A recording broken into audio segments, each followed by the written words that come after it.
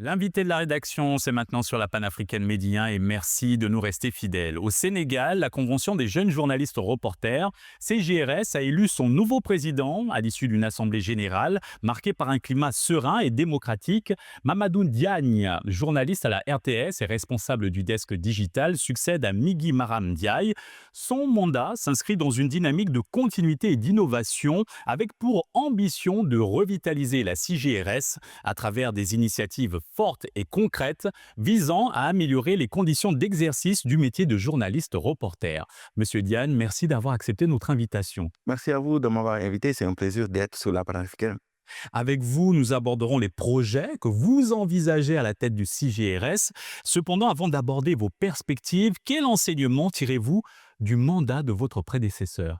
Le mandat de mon prédécesseur est en quelque sorte mon mandat parce que je fais partie du bureau précédent en tant que responsable des projets et aussi membre de la cellule communication. Je pense que avec le président Migui Maram Ndiaye, on a eu à faire beaucoup d'avancées, surtout dans la formation continue des jeunes reporters qui sont dans les différentes rédactions parce qu'on constate que les jeunes reporters de base, ils ont une formation initiale et malheureusement, ils n'ont pas de spécialisation. Maintenant, sur les problématiques actuelles, on a eu à faire beaucoup de formations pour eux, que ce soit dans la désinformation, entre autres, dans la sécurité, avec les services de l'ordre. On a eu à faire beaucoup de formations pour les jeunes reporters.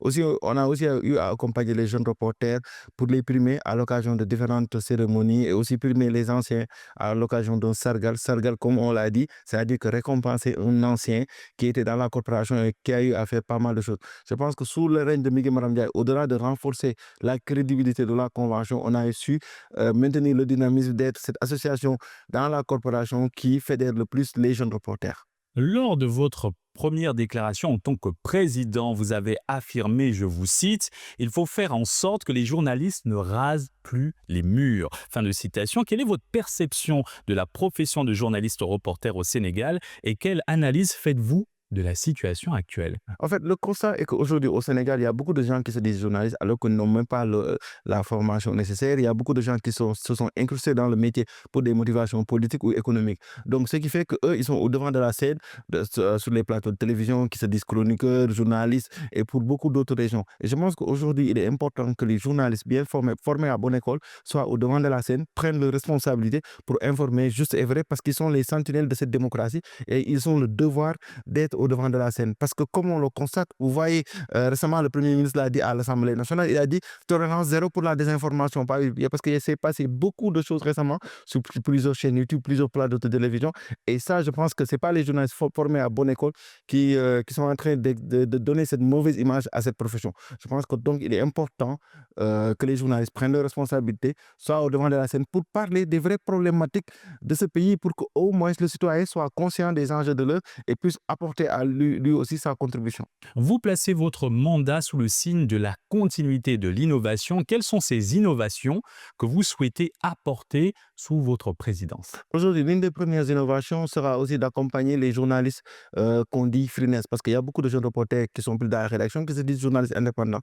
L'autre aussi, c'est d'accompagner les jeunes reporters dans leur couverture maladie, parce qu'il y a des jeunes reporters qui sont dans les rédactions ou qui ne bénéficient pas de couverture maladie. Parce que moi, ma conviction est que le jeune reporter qui est dans les rédactions ou le journaliste qui est dans les rédactions doit se dire que moi, je suis citoyen de ce pays, je suis soldat de l'information. Quand je prends le transport en public, quand je vais me soigner, je dois sentir que ce pays a fait quelque chose pour moi et je dois quelque chose à ce pays. Je pense que les innovations vont s'inscrire dans cette même dynamique, de même que la coopérative d'habitat pour les jeunes reporters. Justement, intéressons-nous à ces priorités spécifiquement, rentrons dans le vif du sujet. Comment envisagez-vous concrètement d'améliorer les conditions de travail des journalistes, notamment en matière de protection sociale? Je pense que la première des choses à notre niveau, il s'agira de régler le problème entre le patronat et l'État. On parle de problème parce qu'il y a eu beaucoup de choses qui se sont passées avec l'avènement du nouveau régime, la fiscalité, les contrats publicitaires non payés.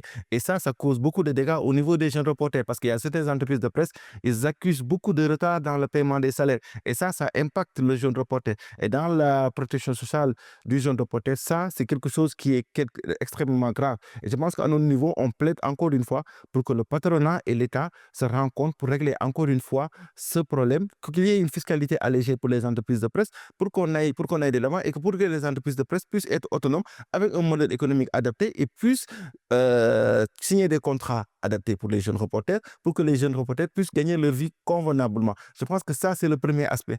Après, le second aspect, je pense qu'il est très important aussi que les jeunes reporters dans leur rédaction soient engagés au sein de la convention des jeunes reporters, parce qu'il y a beaucoup de jeunes reporters, mais il faut qu'ils adhèrent à la convention des jeunes reporters en achetant des cartes de membres, les cartes de membres qui sont nos premières sources de financement, parce que la convention ne reçoit pas beaucoup de sources de financement, à part les financements de l'État et de certains partenaires, mais les cartes de membres sont les premières sources de financement de la convention des jeunes reporters. Une fois que les cartes de membres sont achetées, je pense qu'à ce niveau, nous, on pourra davantage faire davantage pour eux.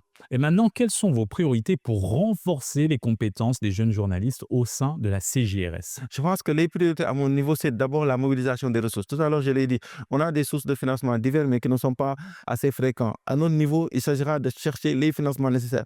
Parce que les journalistes, on l'a dit, faut qu'ils soient spécialisés.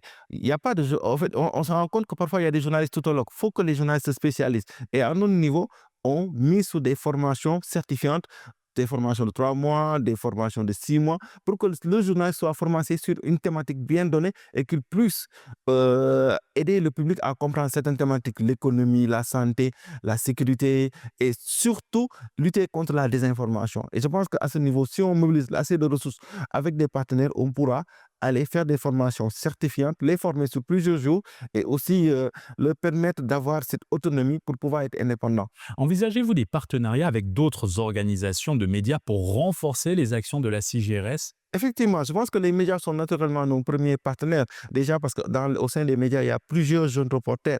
Et je pense qu'à ce niveau, ils sont nos premiers partenaires. Quelles actions maintenant spécifiques prévoyez-vous pour valoriser l'excellence journalistique et encourager les bonnes pratiques professionnelles? Je pense que tout le monde connaît la convention à travers le gala des jeunes reporters, le concours national des jeunes reporters qui récompense les meilleures productions audiovisuelles de ce pays, télé, radio, presse écrite, presse en ligne. Et à l'issue de ce gala, les meilleures productions sont primées. Et je pense que l'année dernière, il y a eu une innovation avec le Grand Prix du doyen Mamles Camara, que le gagnant a eu un terrain qu'on lui a donné récemment, un terrain, et je pense qu'il y a eu des ordinateurs et d'autres. Et ça va davantage inciter les gens à faire des productions de qualité pour que le public puisse suivre. Parce que malheureusement, on sent que sur nos plateaux de télévision, ici, il y a beaucoup plus de débats politiques que de production de qualité. Et il est important que les journalistes retournent sur le terrain, fassent des productions de qualité, racontent ce que vivent les Sénégalais au quotidien pour que l'État central puisse savoir là où le bas blesse. Formation, renforcement des infrastructures, comment comptez-vous financer toutes ces initiatives? Je l'ai dit, la mobilisation des ressources, c'est très important. L'appel aux partenaires, l'appel aux bailleurs. Je pense qu'il est très important que les bailleurs et partenaires accompagnent la convention des jeunes reporters parce que c'est l'association qui couvre tout le Sénégal et tous les jeunes reporters. Parce qu'on a, au-delà du bureau, on a 5 pôles dans toutes les régions du Sénégal et les jeunes reporters à l'intérieur du pays font membres de la convention. Et dans toutes les rédactions, il y a un membre de la convention ou plusieurs membres de la convention des jeunes reporters. Donc, il est très important qu'ils accompagnent la convention et que pour la convention, à son retour, puissent accompagner les journalistes. Parce qu'il faut qu'on le dise, le journaliste, il est ce sentinelle de la démocratie. Il est cette personne qui doit aider le citoyen à être davantage informé, à être conscient des enjeux de l'heure, à pouvoir agir et à lutter aussi contre la désinformation. On l'a vu récemment, il y a eu beaucoup de choses qui se sont passées. Lors des événements de mars dernier, la Convention des jeunes reporters a eu à publier le bulletin de reporters pour lutter contre la désinformation. Et tout cela, on l'a fait de notre propre poche. Et je pense qu'il est important qu'on nous accompagne pour financer nos activités, accompagner les jeunes reporters au quotidien pour davantage des capacités parce que c'est des gens qui sont le plus souvent dans la précarité. Et nous, on est là pour eux. Donc, il est important d'accompagner la Convention des jeunes reporters parce que les médias occupent une place centrale au cœur de ce jeu démocratique. Selon vous, quel est le rôle des pouvoirs publics dans l'amélioration du cadre de travail des journalistes au Sénégal? Je pense que le rôle des pouvoirs publics doit être davantage d'appliquer les textes. Les textes, c'est-à-dire qu'aujourd'hui, la convention collective, le code de la presse et aussi les conclusions ici des assises nationales, parce qu'il y a eu des assises nationales de la presse, les conclusions sont à appliquer parce que je pense qu'il y a des points sur lesquels, si l'État applique les textes et accompagne aussi le patronat, parce que le secteur de la presse est un secteur à accompagner. pas pour accompagner, pour influencer, mais accompagner pour qu'au moins ceux qui ont investi leur argent dans la presse puissent être autonomes, puissent pouvoir payer régulièrement leurs employés et que ce soit un secteur propice parce qu'il y a beaucoup de choses à faire dans ce secteur. Merci, Monsieur Liane, pour cet éclairage. Encore félicitations pour votre élection. Merci à vous.